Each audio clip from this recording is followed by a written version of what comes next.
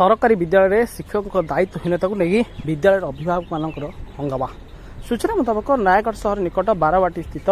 संसारी सरकारी उच्च प्राथमिक विद्यालय गतकाली जैनिक नाबालक छात्र को जड़े श्रेणीगृह में ताला पकड़ शिक्षक शिक्षयित्री मैंने स्कूल छाड़ी चली जाते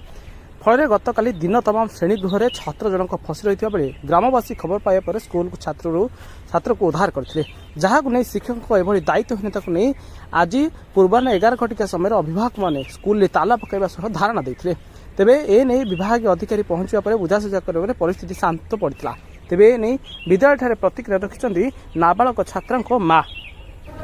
साधवाणी नाग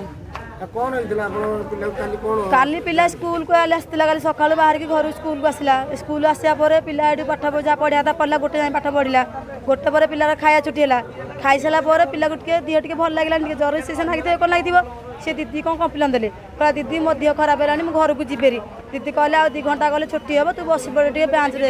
से क्लास जा बस पड़े बसिया पिला को निद आई कौन कहीपर से कथा ता सोया पर पिला से कौन कले ना चाबी पकई देगी निशा बटे देते मारिया उद्देश्य कि बिकिया उद्देश्य कर कथा मुझे भी जापानी पिला देखला पिला को भी स्कूल घरे पिलार साइकेल भी स्कूल घरे बंद कर पड़े ताले मंटू भाई जन आसिकी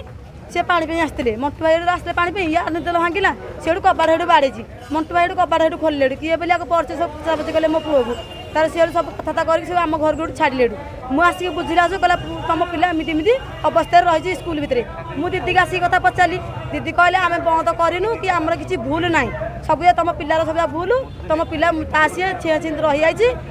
आम ना दोसरा नदुची मो पुओ को से कथा पचारि मो पुओ पता मो पुओ कह ना मो देह खराब दीदी की मुझे कम्प्लेन देली दीदी मत छाड़े के